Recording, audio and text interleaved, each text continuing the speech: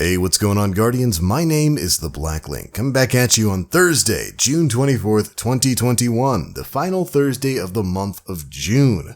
We're back once again to cover this week's issue of the Bungie Weekly Blog, This Week at Bungie. And this one's going to be a rather quick one. We only really have two subjects to talk about. The first, of course, being some returning weapons that we're going to be going over from the Moon and the Dreaming City. And then, of course, we've got the Iron Banner getting ready to come back into action next week as well. Many of you Guardians out there are no doubt knee-deep into the Grandmaster Nightfall grind, or at least trying to get your power level high enough so you can actually attempt it.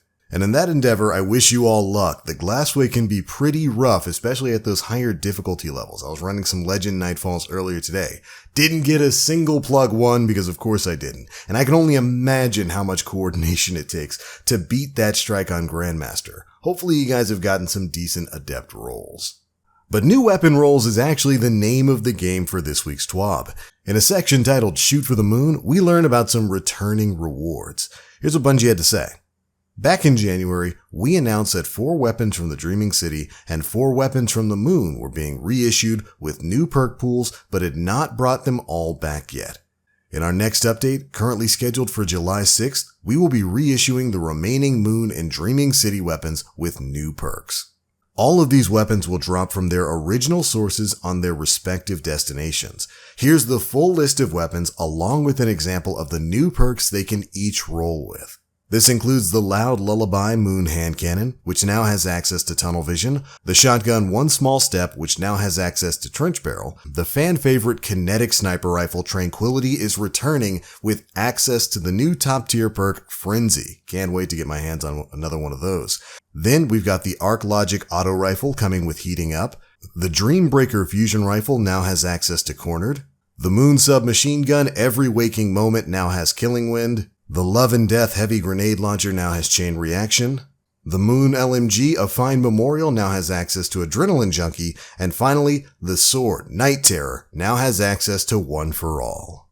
And there we go. That's the full list of Moon weapons now returning with access to some new perks. Really interesting stuff there. Arc Logic, I'm looking forward to getting another version of, and also, of course, the Tranquility. Again, that was a fan favorite from back on the Moon. But it's not the only weapons we've got to talk about. Next up, of course, are the Dreaming City weapons. This time we've only got 3.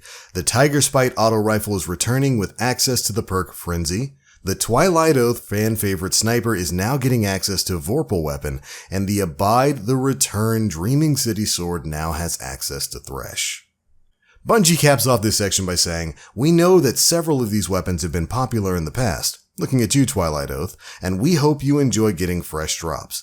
If you're a newer player who doesn't have any of these weapons, happy hunting." And again, the update that will bring these weapons back into the fore with access to these new perks is going to be going live on July 6th.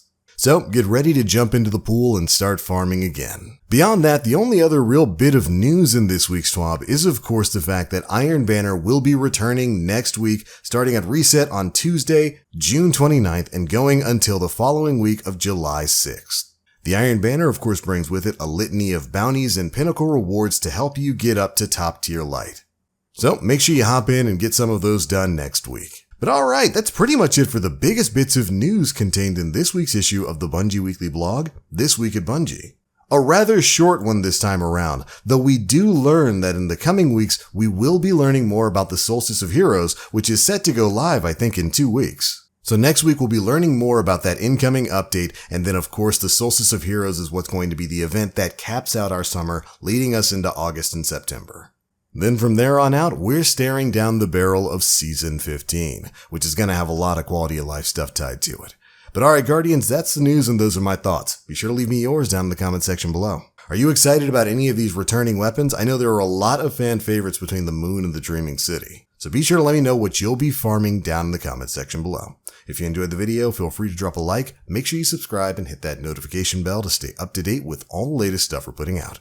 I'm out for now. Thank you all so much for watching, and as always, I am the Black Link. You Guardians, stay frosty.